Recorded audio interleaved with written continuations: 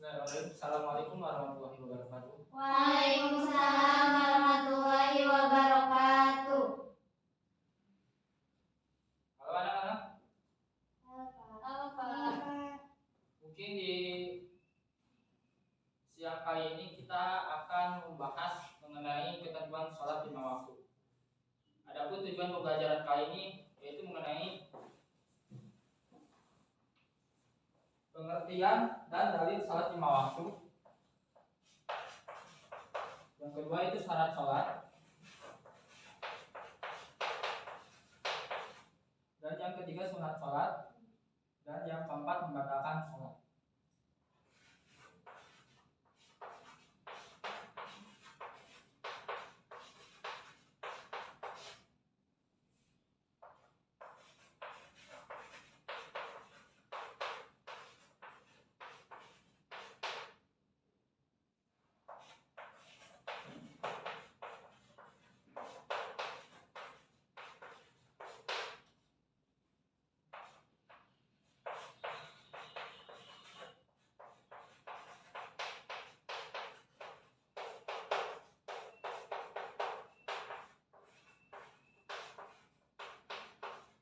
Adapun sebelumnya kita telah mempelajari tentang tata cara berwudu atau tata cara bersuci.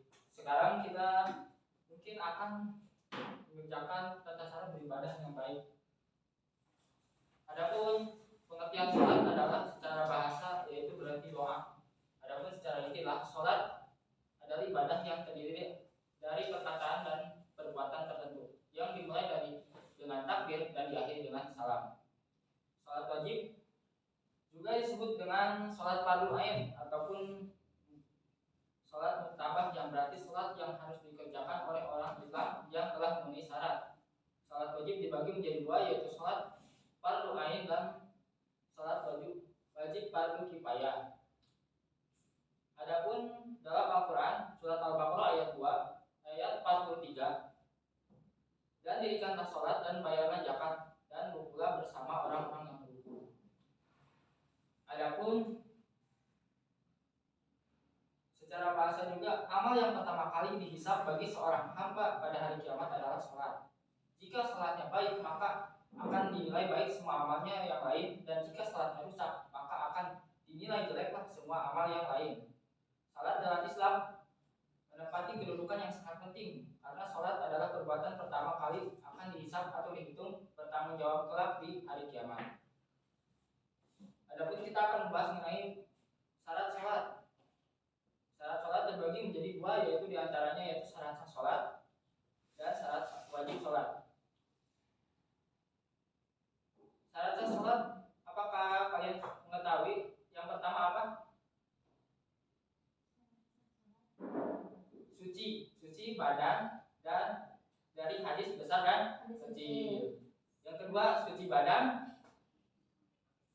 pakaian dan tempat sholat, tempat dari najis. Yang ketiga menutup aurat. Untuk laki-laki antara pusar sampai lutut, sedangkan perempuan adalah seluruh anggota badan kecuali kedua telapak tangan dan wajah. Yang keempat, bukan, itu mah wajib. Yang keempat itu telah masuk waktu sholat, yang dimana sholat tidak wajib dilaksanakan terkecuali apabila sudah masuk waktunya, dan tidak sah hukumnya sholat yang dilaksanakan sebelum masuk waktunya. Lanjut, kita menghadapi yang kelima, yaitu menghadap kiblat. Jika berada dalam masjid haram, maka harus menghadap langsung, dan jika jauh dari Baitullah Haram, maka cukup menghadap ke arahnya. Yang kedua yaitu syarat wajib sholat. Di antaranya satu, Islam. Maka tidak sah sholatnya jika dilakukan oleh orang kafir dan tidak diterima. Begitu pula hanya semua amalan yang mereka lakukan.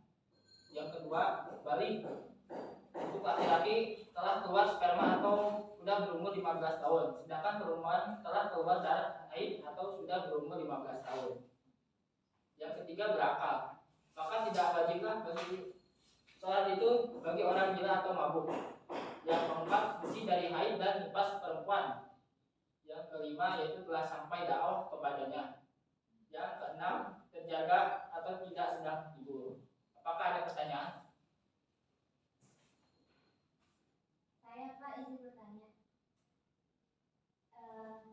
Apa alasan mengapa kita sebagai anak atau anak yang di bawah umur 7 tahun diwajibkan melaksanakan sholat? Baik, terima kasih kepada Najwa yang telah memberikan pertanyaan kepada saya. Bapak.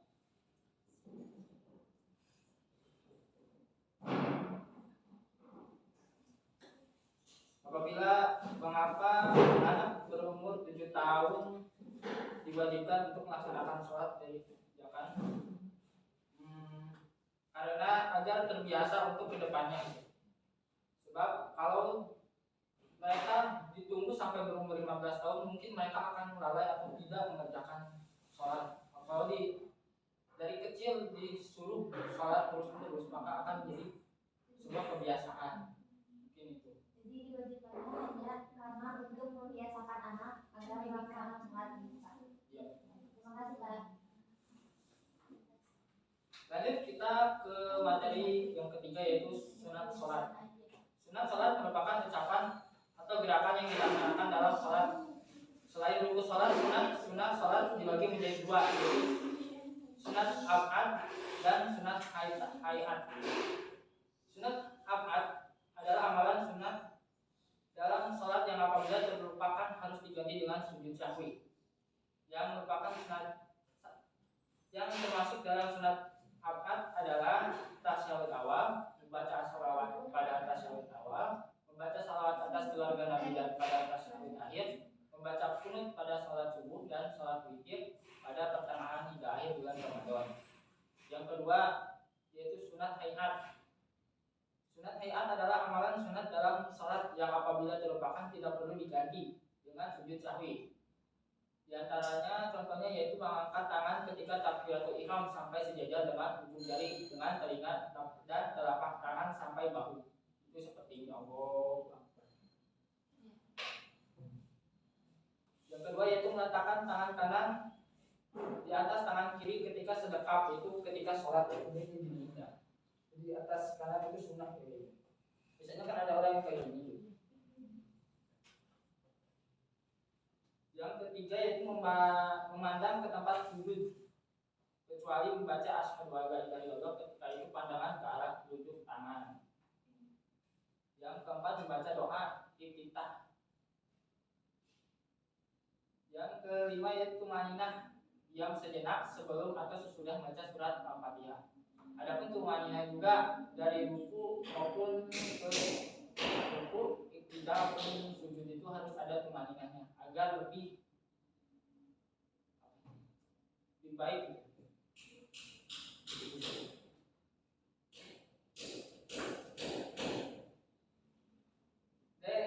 Yang membatalkan sholat. Adapun yang membatalkan sholat diantaranya yaitu berbicara dengan sengaja, yang kedua yaitu tertawa, yaitu saat sholat itu berhadas besar maupun kecil, terbuka auratnya, ya kelihatanlah auratnya sedikit, itu pun bisa jadi batal. Merubah niat, meninggalkan kiblat, dan yang terakhir yaitu meninggalkan sholat dengan sengaja.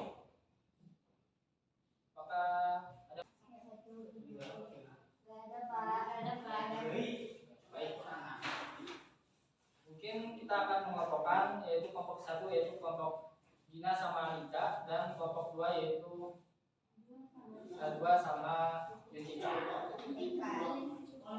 Itu kalian akan merangkum dari ini. Nanti dipresentasiin kapan? Dipresentasiin nanti ke depan ya. Perwakilan ya? Perwakilan. Iya.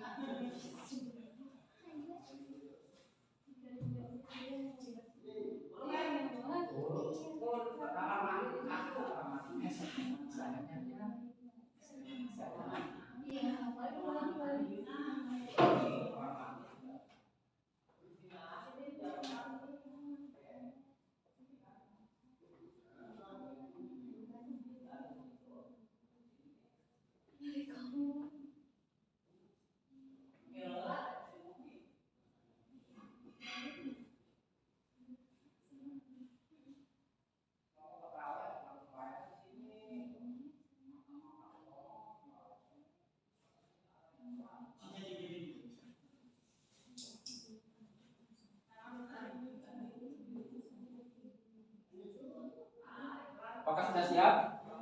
Kelompok 1, kelompok 2. Sudah, Pak. Sudah belum? Sudah dong.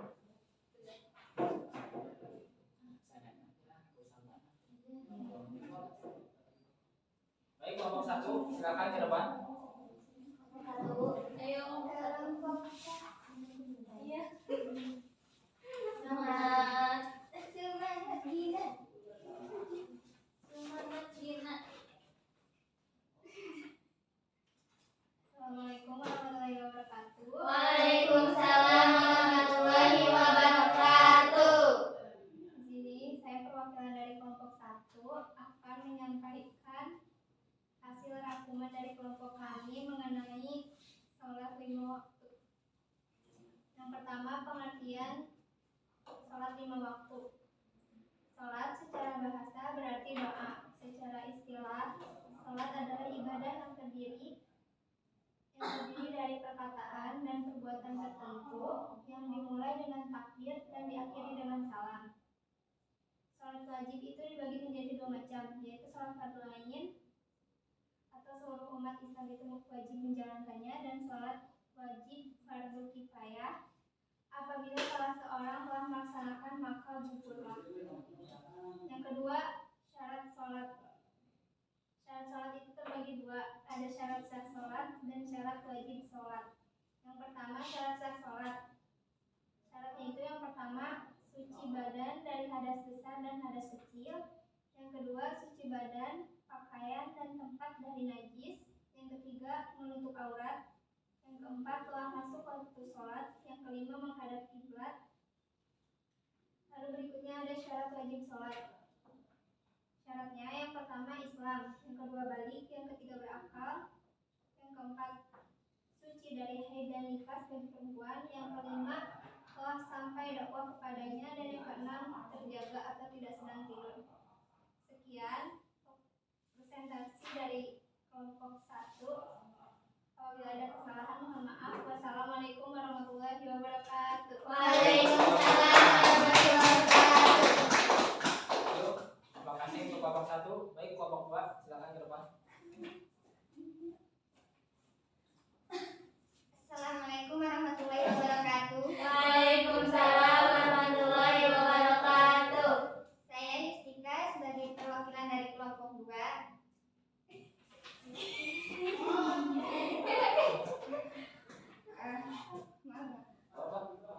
Assalamualaikum warahmatullahi wabarakatuh. Waalaikumsalam warahmatullahi wabarakatuh.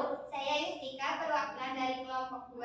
Di sini saya akan mempresentasikan hasil dari rangkuman kelompok kami, yaitu mengenai sunnah sholat dan yang membatalkan sholat. Yang pertama, sunnah sholat terdiri dari 2, yaitu yang pertama sunnah ab'ad dan yang kedua sunnah hayat. Dan kemudian yang membatalkan sholat diantaranya yang pertama berbicara dengan sengaja, lalu yang kedua tertawa, yang ketiga berhadas kecil maupun besar, yang keempat terbuka auratnya, yang kelima merubah niat, dan sebagainya. Mungkin cukup sekian presentasi dari kelompok kami. Terima kasih. Wassalamualaikum warahmatullahi wabarakatuh. Waalaikumsalam warahmatullahi wabarakatuh.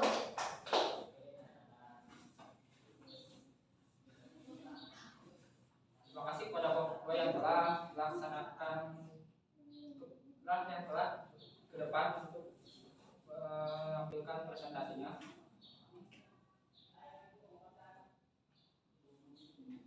Juga terima kasih kepada kalian yang telah mempresentasikan hasil rangkuman yang telah kalian berikan.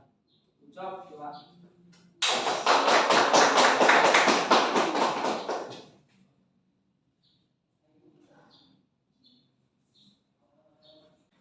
Mungkin itu saja yang Bapak sampaikan. Mungkin di minggu depan kalian ada tugas, yaitu tugas untuk sholat,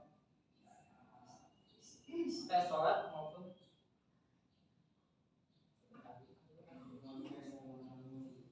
kan ada ya, nanti kesimpulan prestasi yang terakhir.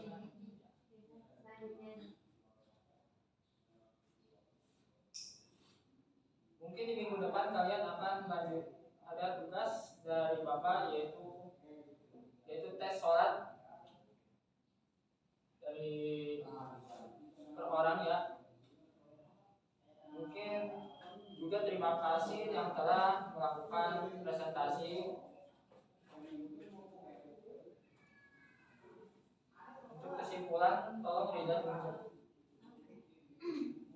Jadi kesimpulannya sholat itu adalah suatu ibadah yang terdiri dari perkataan dan perbuatan tertentu yang dimulai dari takbir dan diakhiri dengan salam. Sholat juga dapat diartikan sebagai doa. Sholat juga bisa dikatakan tiang agama karena sholat itu merupakan suatu amalan yang pertama kali dihisab pada hari kiamat. Jadi jika sholatnya baik, maka akan dinilai baik semua amalnya yang lain. Dan jika sholatnya rusak, maka akan dinilai jelek semua amalnya yang lain. Mungkin begitu Pak kesimpulannya. Terima kasih kepada Rida yang telah menjawabnya. Mungkin cukup sekian dari Bapak.